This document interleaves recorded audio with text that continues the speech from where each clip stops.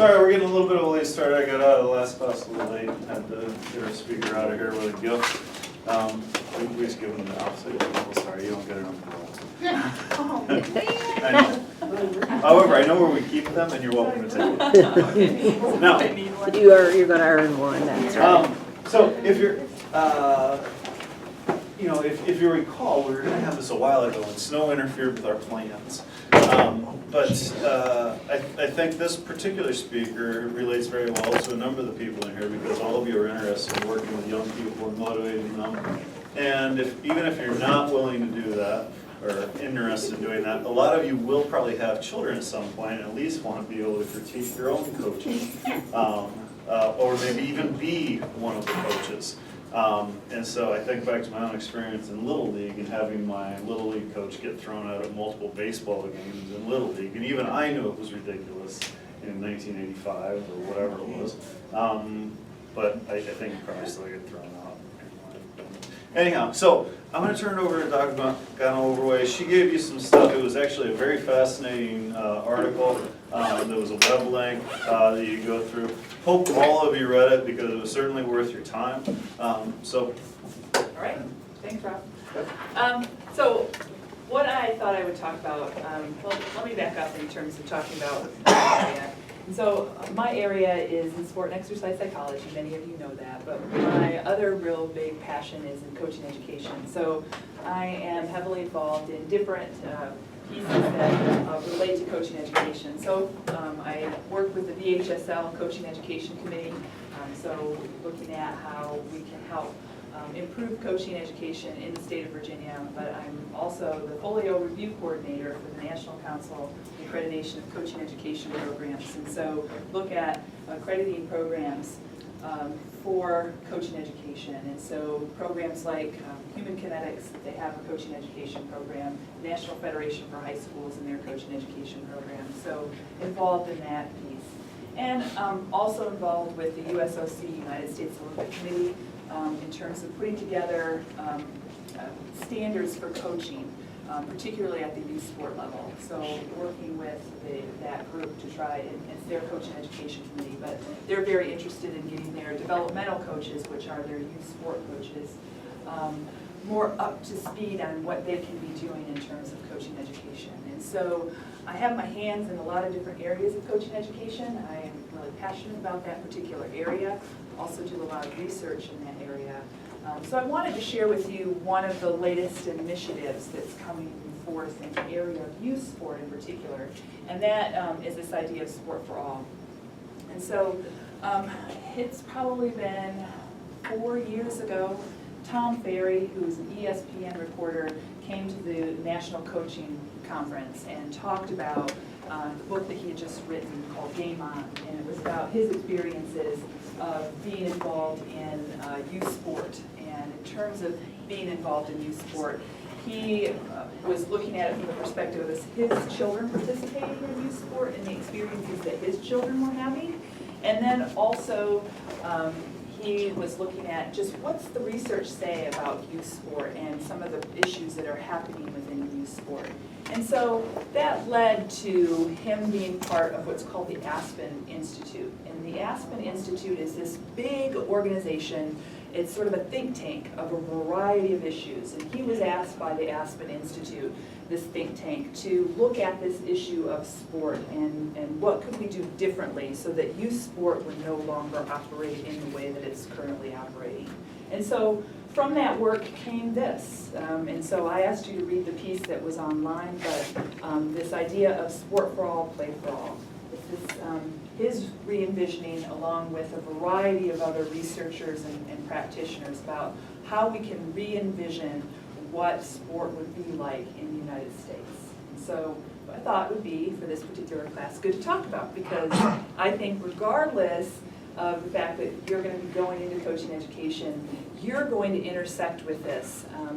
If you have children of your own or in your communities, you're going to hear these stories. And so I wanted to spend some time talking about how you might advocate in these different ways for youth sport. And I thought that they did a nice job of connecting it across that even if you're not involved in youth sport, if you're involved in business or you're involved in the healthcare field, here's the role that you could be playing in terms of that. So I wanted to chat a little bit about that. So, so I asked you to take a look at that. What I want to do is to just start with the purpose of sport. And so this has been around for years.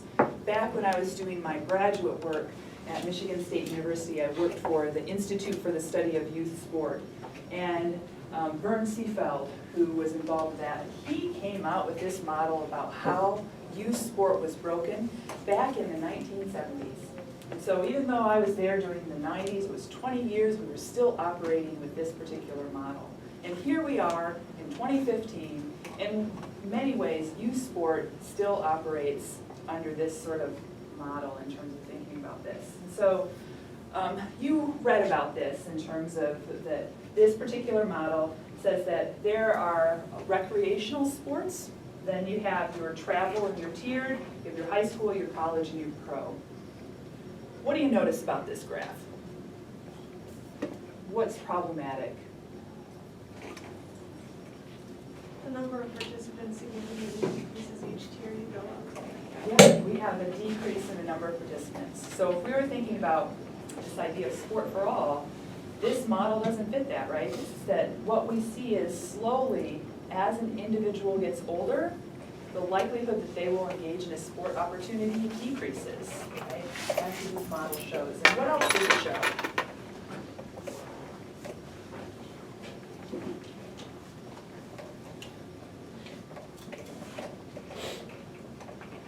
At least like a hierarchy between pro and recreational on a scale of like severity, I Okay. guess. So that, what do you mean when you say severity? Like pro college being a lot more serious Okay. than travel or recreational. Okay, so that this notion that you professionalize as you move up this model, right? And so that as one gets older, they become more and more professional in terms of their sport participation, becomes elite. What is the other thing that you notice about this? What about all these folks that are out here? They might be the ones that like had to stop like moving up because of the things, like the overserved athlete, it says burnouts or injuries, so maybe they were like at the high school level and like they had a really bad injury, like a shoulder or something, but they couldn't come back from, so they couldn't play college. Right, and so there are a variety of ways by which this model can potentially limit the opportunities in the sense that individuals who are late bloomers, if they don't get recognized as having capability at the rec level, they may not move on to the travel level, right? Because they're not seen as very good. But they might bloom later and be a really great athlete, but because they're already pushed out at a very young age, they may never come back into the system. Or what we have is that you have your low-income folks, is that can they even participate at the rec level?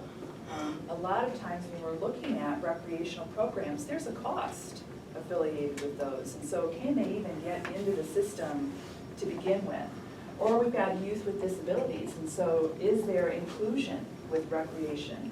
One of the nice things that we're starting to see with high school is that this Dear Colleague letter that came out from the OCR that just encourages inclusion of people with disabilities in high school sport environments. And so we have some of that, but we have all these people that are being left out. And when we look at the numbers, what we see is a large number of individuals are dropping out of youth sport. So they drop out at a very early age, and there aren't other places for them to go. Okay? And so people have been looking at this and going, we really need a different model. Now, Vern Seefeld, what he did is he flipped the model, and he said, well, what we need to really do is focus in on providing a lot of different opportunities. But Tom Ferry went a different way in terms of their group, is that they said that what we really need to think about is this as a model for youth sport. So what do you notice that's different about this model? There's like two different levels, but that even though elite and recreational are obviously different, they're still in the same, it's a smaller part of the population, but it's still on the same level. Yeah, so these are all equal, right, in terms of thinking about them, but people can make choices about where they fit in, right? What else do you notice? They're all exposed to literacy and education about being in school. Yes, everybody gets this initial physical literacy piece. This is a big push for physical education, right? That they play a really big role in this youth sport and sport in general, is that exposure here in terms of ability, competence, and desire. And so thinking about what programs can do, elite programs, competitive programs, rep programs, can do to help improve these things, ability, competence, desire. Okay, so that becomes a major piece of focus here. What else do you notice? So anybody outside? Everybody's included, right? And so there are places for everybody to fit in. And so this reconceptualization is that there needs to be foundation, but there also needs to be recognition that maybe what we need to do is make sport more inclusive. And so what I want you to do is I'm going to have you partner up with somebody, and I want you to think about what would you do to try to help achieve this. So before we talk about the strategies that Ferry came up with, I want you to just brainstorm what you think that we should do in order to try to achieve this, okay? So I'm just going to give you a couple minutes just to brainstorm, come up with some brief ideas, and then let's talk about them, okay? So go ahead.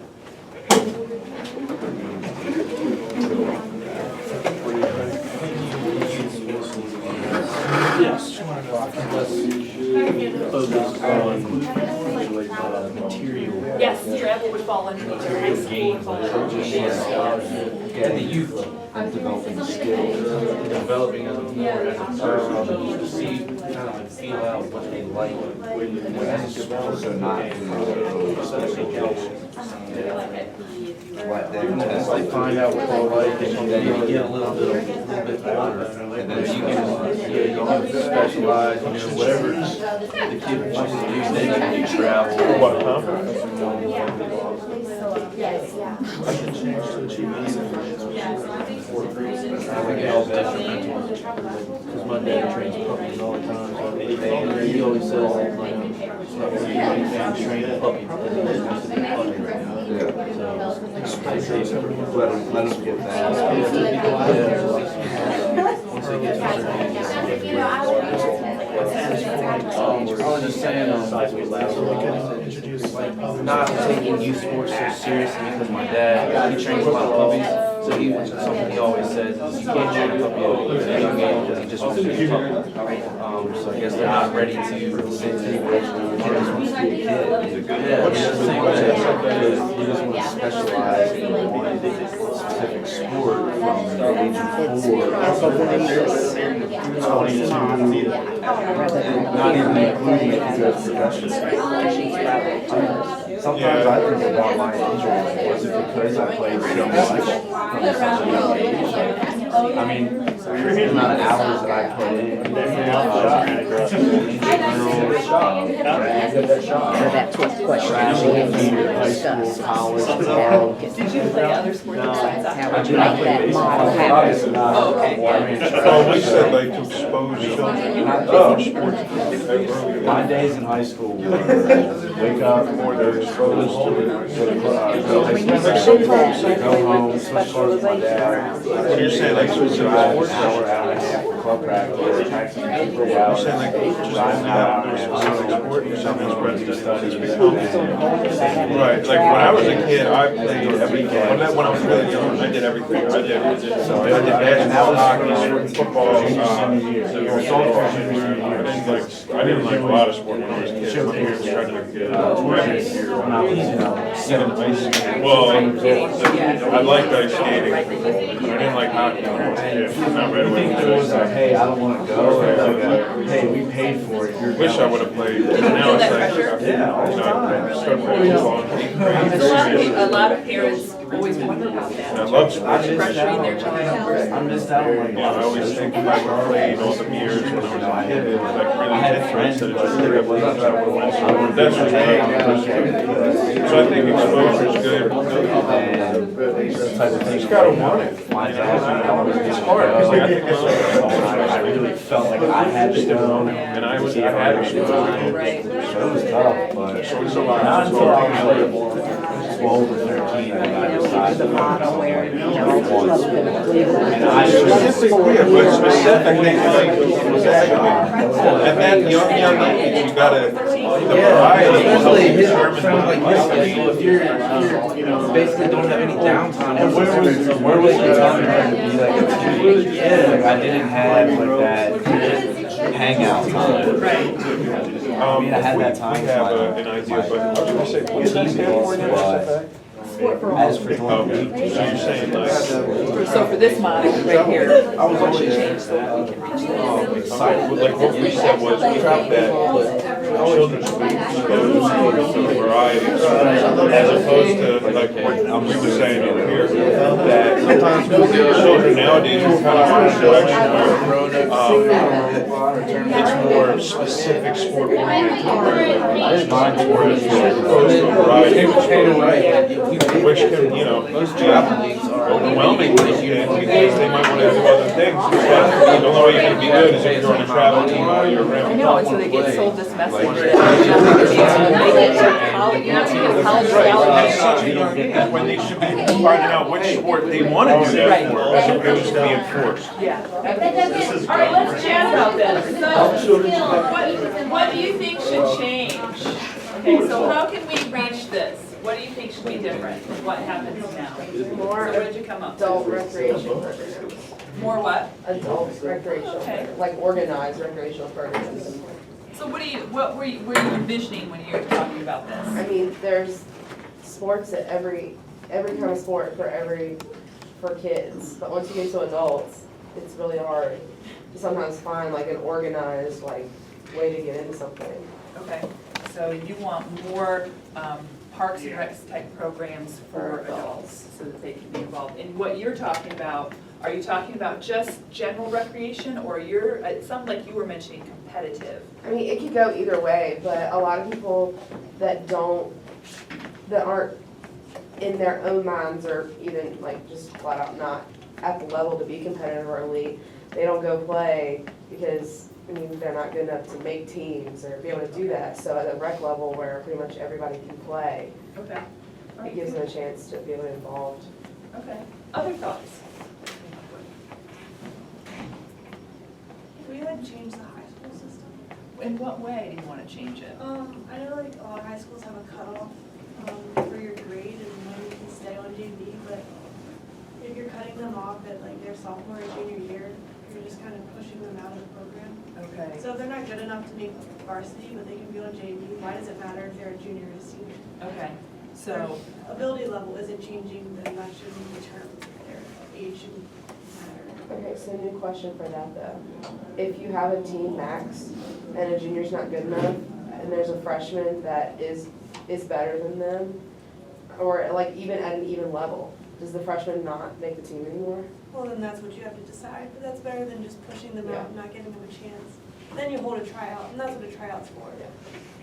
You have, 15 people, and, hold the tryout, because that's what it's meant for, and then if they're not good enough, but don't just kick them off because they're a junior or senior, if they can do JV.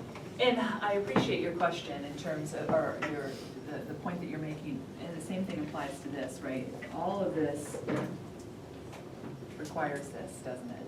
Right? And so when we're talking about adding more, that's gonna cost more money. Now, you can potentially say, well, we can charge for this, and we can do the same thing here, but we're gonna, throughout all of this, we're gonna recognize that there's gonna need to be some changes that happen there, but you're right. Are there other changes, though, that you make to the system, besides, keeping athletes in the program in terms of JV varsity? Maybe add like maybe like a club team or like after school sports. Intramurals, right? Yeah. What happened to the old intramural program, right, that you didn't, we have a really healthy intramural program here, right? Wouldn't it be great if high schools had really healthy intramural programs so people could be involved in? And so that you would have that opportunity to be able to do that too. Okay, what else did you come up with? Yeah, one of the things that my high school did, I don't know if other people had it that way, but like, say you had been in a soccer program since a freshman and now you were a senior, you were required to be on varsity. Like as a senior, you couldn't play JV and they couldn't just kick you off the team. They had to have, like, it was either, you know, you made the choice to stop playing, or the coach and like the athletic department required that you be on varsity. So like you could still get the playing opportunity. I mean, mainly because there was a situation that like someone got denied the opportunity because of their ability, but they also had invested 3 years Right, in the program. okay. Yeah, so giving them an opportunity, but at the same time, recognizing that they may get less playing time, Yeah, right? well, and that's one of the downsides, is, Yeah. you know, you're taking them on, but they're still getting like the practice, they're still being a part of the Sure. team, but they're not getting they're not reaping the benefits of actually playing the entire time. Right, yeah. Similar to that, my high school, like if you were a junior or something and you were kind of sucky, but they didn't want to put you in JV, you got to stay on the team, but you were a practice player and you knew you were a practice player. Okay. Like you just came like as like extra. So Yeah. practice player? Yeah, you say it's 6, but for some people. No, I thought it's how she said, it was like, oh, it's just kind of sucky, like. Oh, yeah, I know. Well, like, Real nonchalant about it. Right, so practice players, yeah, I like that. Other things that you thought about that could change sport so that we can move in this direction? Other things we came up with? What about the back here? I think youth coaches should be more educated on how players actually develop. Okay, I read an article once about how there's a big thing like youth football where they just put the biggest kids on the field, and they actually have a disadvantage later on because the late bloomers, they just force them to go through drills. And the late bloomers actually learn the sports skills, and the other kids just kind of burn out because they never learned how to actually play the sport. They just gave them a ball and told them to run. I okay. think they should educate coaches. Yeah, and you know, that's a big push. Coaches across, in terms of coaching educators, this big push on understanding how to do this in sport. And it's hard to create a practice environment where you individualize, particularly in a team sport. Right? And so coming up with creative ways in order to be able to do that. It's possible, but yeah, no, it's a good point. Other things. I mean, I know that like Little League and stuff, it's not cheap. So either making like, if you qualify, making exceptions for like prices, either making like a payment plan. Because I mean, when I played Little League, it was $100. And if you don't have $100, but you can pay over time, or, you know, even reducing it to a different amount for like, to not exclude children that don't have the money, and having like a system of, you know, when I get too tall or too strong for my bat, I don't need it anymore. Can I donate it to like Little League for them to be able to give it to youth kids that can't afford their own? Okay. Yeah, Ryan? Yeah, I was gonna say, like, my sister, when she was growing up, she was on like 4 different softball teams every year, travel team, rec team, school team. And some of those cost like a lot of money, like it cost like, I think it was almost $8 grand for her to play on a travel softball team. But they travel the country, and she's really good. So what happened was, in that team, they could, if you didn't have the money, you do all these fundraisers and stuff. So I was thinking like, for like organizations that are $100 and like parents that can't afford that, there could be more fundraisers. Like my sister would go door to door like for hours trying to sell these cookies from softball. So, and like everyone likes cookies for the most part. So, and you know, just fundraisers like that. It doesn't have to be like you know, like a lot of teams will go to the car wash and, you know, try and, like, it could be stuff like that to try and reduce the cost. Okay. And talk a little bit about what you were talking about back there, Okay. about how you would change.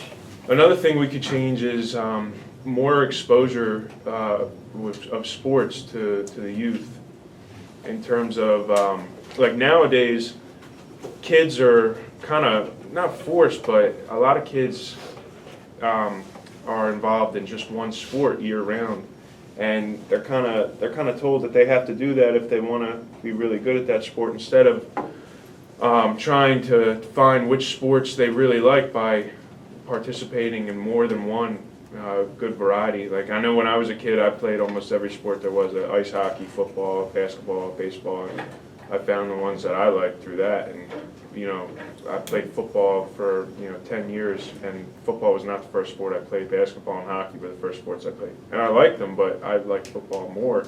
Sure. And if I would have, my parents would have said, all right, well, you know, if your first sport's ice hockey and, you know, you're gonna have to stick with that, maybe my desire wouldn't have been there as much Okay. as if I would have tried other sports. So I think more exposure Yeah. at the younger level. Yeah, so this notion of sampling to increase desire comes into play. Okay.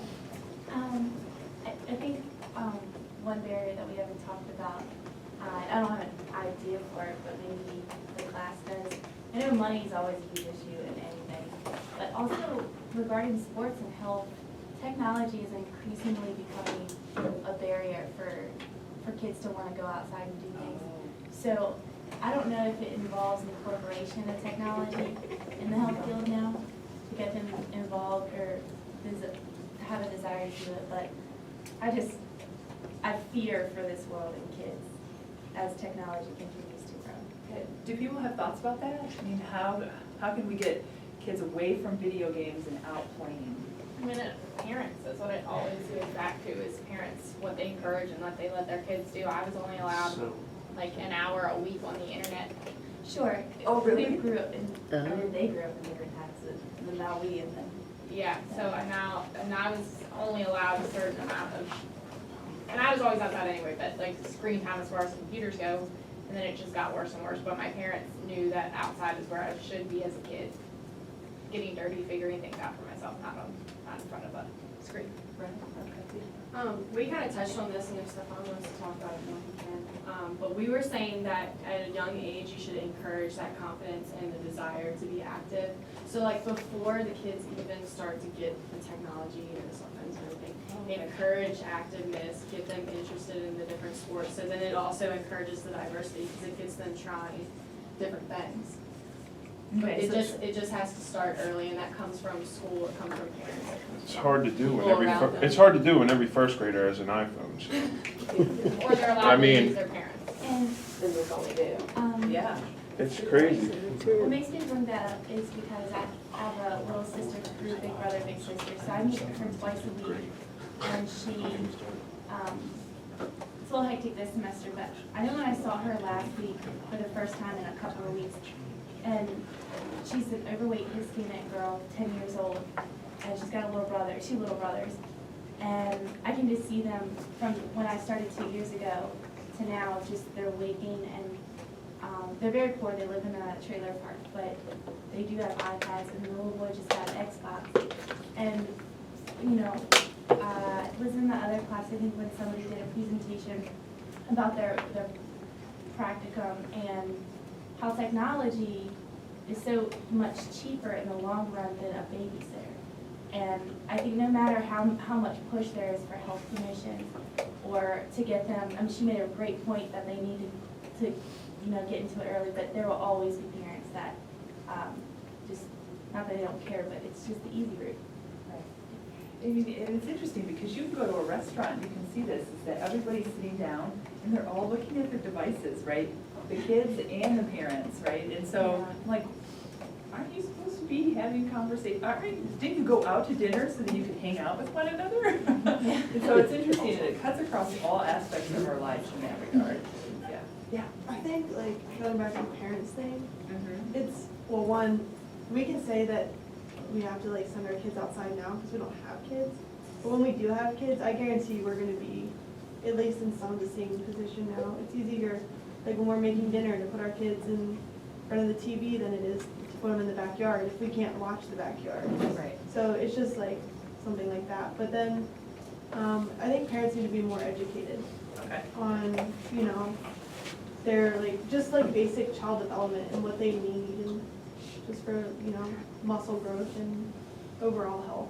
Right, and it's education, not just parents. There are, I mean, other people, like, we talked about coaches being educated, but also people who are supporting parents, right? That they need to be educated as well. My whole thing is education is good, but I don't think it's as effective as people want it to be, because a lot of people have this attitude that nothing bad can happen to them. Oh, you know, they say this, they say that, but I'm gonna do it anyway because I don't see any problem with it. I mean, everybody knows that smoking cigarettes bad, and you see how many smokers are, oh, I'm good, I've been smoking for 30 years, I'm fine.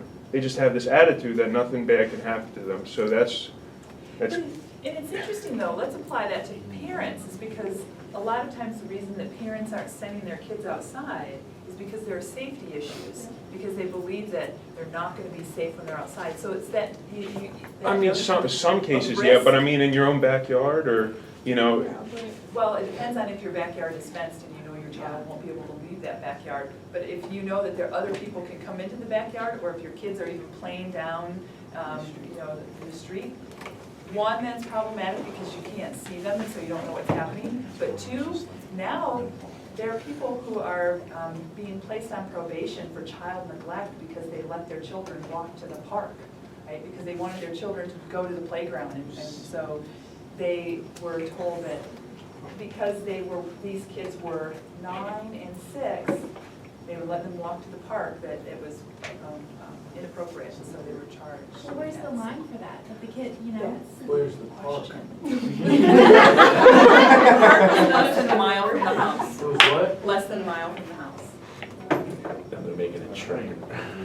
I think at 9, I mean, that might be a. Now, if she was, So, but it is interesting to think about is that, I mean, across the street is different than all the way to 7-Eleven. Sure. I can't hear my child scream Oh. at 7-Eleven. It's a straight shoot to 7-Eleven, it's not like you're There's but there's like, it's not a giant field where I can, Sure, and so, and there's people and there's traffic and Right, at and so this 9 comes back to the. any car could just. There's Stop. risk, but it depends on what it is. So you can talk about individuals making personal choices, but when we're talking about parents and their children. Yeah, but the risks- I'm saying, but still, like, where I live, there's every house, I mean, I live in a big neighborhood, every house has a fenced-in backyard, and, it's And those some kids nice are people. still inside. That's what I'm saying, I know that there's kids that are still inside on their iPads or whatever, and still, I mean, when I was a kid, I don't know, I got my PlayStation 2 when I was in 3rd grade. I was always outside during the day, and then I played at night, and that wasn't a rule, I just enjoyed physical activity. I don't know, maybe I'm different, but Yeah. I think that the parents, they don't care. They're on their iPads. They're being quiet. I don't have to bother with them. I don't care. They don't want to go outside. I'm not going to pull teeth. To go back to the safety thing, when I lived in my old townhouse, we didn't have a backyard and we also didn't have a front yard, so we had to walk give or take 800 meters to the park. And my mom would give me a walkie-talkie, and I have to wear a watch, and she would have me come and check back in every 20 minutes. But she would also check in on the walkie-talkie all the time, or sit my dad out here to find me. I'm like, guys, I'm fine, I'm not getting kidnapped. But they're like, I just want to make sure. I'm out here with 20 other kids. And it worked out, and then my mom met a lot of the parents that lived around the park. So one time this really creepy dog that was trying to attack us. So I went to the stranger's house, but it wasn't really, it was kind of a stranger. But I didn't die, so it's okay. Everybody can do this. But the notion that you're raising is this notion of community. If you didn't know that neighbor, right, and that you went up to your house, right? But if you knew everybody around that area and you had that community, being outside would seem safer, right? So having that notion of community. You have your Yeah, well, another aspect of this is, the kids aren't gonna wanna be active if their parents aren't active a lot too. I mean, kids are gonna be active, but Yeah. they're gonna be more active if they see their parents in that lifestyle. Right. Especially only children. Yeah. I mean, my parents are teachers, they come home, they do schoolwork and stuff like that. I played 17 different sports as a kid, but I never had anybody to play with. I lived in a neighborhood without kids, though we had a huge backyard and swings and stuff.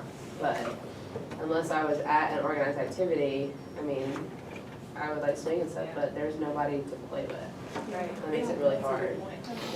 And so when we're looking at this is a really good list that we have in terms of what should change. And it should seem sort of familiar based on what I had you read. Because here are those, what they call the plays. And so these are the things that we should really do to change the sport, And so what we see here is that each of these relate in some way back to some of the things that we've been talking about. So what do you have going on? I don't know. It sounds like Jurassic Park or you're It's like really uncomfortable, like, what is that? So as we look at youth sport, this is what Tom Perry suggested. If we really want to change youth sport, this is what we should do. Is that we should really ask kids what they want. The two of you were talking a little bit about that, is that instead of having the kids focus in on that they're going to be playing and it's going to be really competitive and they have to do these drills and so on and so forth, that really ask kids what they want to do. Okay? What is the number one reason why kids want to play sport? Their friends, that comes up, it's not number one. It's fun. Your mom made you. The number one reason when we talk to kids about why do you participate in sport, they talk about having fun. And so how do we make youth sport fun? Well, what's not fun is that when some kids are out playing and they have to sit and watch, right? So why with youth sport soccer do you have these games that are going on where they're playing and some kids are sitting on the sideline and they're rotating in and out? Why not do a bunch of short-sided games where everybody's touching the ball, everybody gets a chance to play the whole time? Why do you have to have a competition? Why do you have to keep score, right? It's about engaging and playing. That's what they want to do. Isn't there a rule that you have to play all? You have to play all the kids, but you have more kids on a team than you have out on the field. Okay, yeah. And so some are sitting on the bench waiting to get their turn to play. And it's interesting because parents are really hypersensitive to the amount of time that their kids are getting turns. Amen, sister. And that can become an issue as well. So this goes back, Understand that kids are mad, they're not playing. That's a reality check, not a parent. But at a young age, that shouldn't matter. Everybody should be able to get But when your physical kid literacy. is like 14 years old and you're still being that parent, you just need to go. Well, but Always gonna be if there. we have. I know there's always gonna be those parents, but at some point, There are. the time. But if we could have this model where we're saying that all kids don't need to be competitive. Yeah. That it's completely fine to be over here. Yeah. Right, and that there was an opportunity versus there's no opportunity. That might help with some of that. Yeah. Right, Ryan? so going back to this idea that cooperation over competition. Come on, talk to me about it. All right. You want me to put it on camera for the other team, the other Sure. class there? Basically that, It really is. all right. Basically that cooperation is this idea that kids can, or anybody can work together as opposed to competing against one another. It's making me nervous. No, it's all right, it's all right.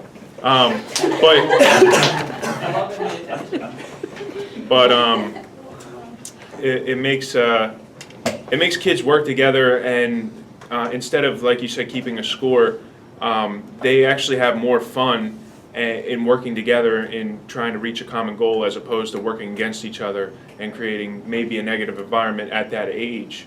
That there's got to be a winner and a loser, because obviously the losers are going to be very upset, and the winners, of course, they're going to be happy. But as opposed to when you have cooperation, that everyone can work together and be happy. And if your focus is raising ability level, raising confidence level, and increasing desire, that can happen in cooperative versus the competitive piece. And when does cooperative and competitive merge? Well, what we talk about in sports psychology is that they should merge all the time, and that so even in a competitive environment, there is an aspect of cooperation and how you treat your opponent. But at a very young age, a lot of it should not necessarily be about competition. It's really hard for a child. This is hard to say because from a sociocultural standpoint, kids are exposed to competition at a very young age. But from a cognitive maturity standpoint, usually it's not until 7 or 8 years old that they really understand this notion of competition. And so really introducing it before that time, it makes it hard for them to really recognize this. And so a perfect example of this is that what you'll see is that you'll watch parents and they'll be yelling at their kids, that you have a child who's out in the outfield, let's use t-ball, and they're picking up daisies, right? They're picking them, and so they're like feeling like they're doing their little job out there in the outfield. And a parent's yelling out to them, pay attention to the, what's happening on the field, and for them, to be engaged in some way, right? They don't want to just stand around in terms of that experience. And so finding ways for them to be engaged becomes key. It's not so much the competition. They don't care, and often they don't know in the end what the score is, that they're really more about playing. And if you have just kids playing, and they're not in a competitive environment, they're not gonna care because if they're just playing, they're playing, right? And that's the idea behind this reintroduction of free play. Jay Copley is big in this area, is that he really believes that we should just allow kids to play freely. But it's really hard for a lot of the safety reasons that you talked about with parents, is that they're unwilling to just do the free play. He talks about, growing up in an environment where there would just be pickup soccer teams and pickup baseball games that would just happen, and all the kids in the community got together and they just played. That doesn't happen anymore. It's all structured. And so a lot of national governing bodies and youth sport organizations are looking at how they can reintroduce play. So with Coaching Education and Youth Soccer, one of the things that they're doing is that they're reintroducing this idea of how you can create soccer in a way that just allows them to play. And so that they have this free play time where it's not structured time. I agree with free play in that, I like the fact that it lets them develop their creativity and they're being active and all of the good things about it. I just have noticed with free play that it usually turns into competition, which is interesting. Because they don't know any other way, right? Yeah. And so this is where it's sort of structured, unstructured free play, right? Is that you're giving them a direction of a thing to think about or a thing to work on, right? And so if they've had this environment where competition is the focus, it's trying to help teach them a different way. Brooke? You were talking about pickup games and how they don't really do those anymore. Well, my brother plays lacrosse and he's gets together with some of these kids and does pickup lacrosse games, and I think it's really good for them because they can work on whatever they want to. Because they all play on the lacrosse team, but at practice they're required to do certain drills and work on certain positions. Mason can go out there and play whatever position he wants on Sunday. Yeah. At a pickup game. Right, yeah, no, it makes it a key piece. And yeah, he doesn't have to go if he doesn't want to. Right, yeah, that's the other thing, right? You got forced to by your mom. So, some of these other things, go ahead. I was gonna say, another reason I was thinking, would you agree that kids that are at a young age that are introduced to competition fully, do you think they develop de-competition habits as opposed to true competition? Not necessarily, it depends on. Well, the parents, And, the coaches. yes. Well, that's what I'm saying, but usually that teams that are true competition oriented can pick up that. I remember you showed us a video in sports psychology of one of the coaches going crazy on the kids. I'm pretty sure you showed a video of that. It was. And it's crazy. Yeah. And that teaches them to win at by all means. Right, and that's coming back to training all coaches. Training them on how to work with kids, training them on how to create a good, positive learning environment. And we talked about, this notion of sport sampling, a variety, revitalizing your in-town leagues, so your adult rec programs that you're going to play. Then you have thinking small, thinking about places people can play, and this emphasizing prevention is about safety. One of the huge things that you probably know is concussions, and it's been affecting a lot of sports, in particular football. In fact, the number of individuals who are participating in football is continuing to decline. And so they are very much concerned about those safety issues. So the thing that I just want to leave you with, because I know we're running short on time, and so it's a really good conversation, but it only is really touching the surface of everything that's part of this particular model. But what I want you to think about is how you can fit into this idea of sport for all. What is it that you can do to help these structures come into play? Revitalizing in-town leagues requires, if you were living in a community, that you become part of a community board. You volunteer your time at a rec center to be a coach because you are trained. And even though you may not have kids, you can play a role. You can donate, you can fundraise, so that there are ways that you can be involved. And, you know, focusing in on when you go in, if you have kids, talk to the youth sport programs. How were your coaches trained? What did you do to train them? And say to them, we're not gonna go to a program where coaches are not trained, right? And so if parents were to push that issue, it would require programs to train their coaches. So there are lots of things that you can do in that regard. So I know we're running short on time, but thanks for participating in the discussion.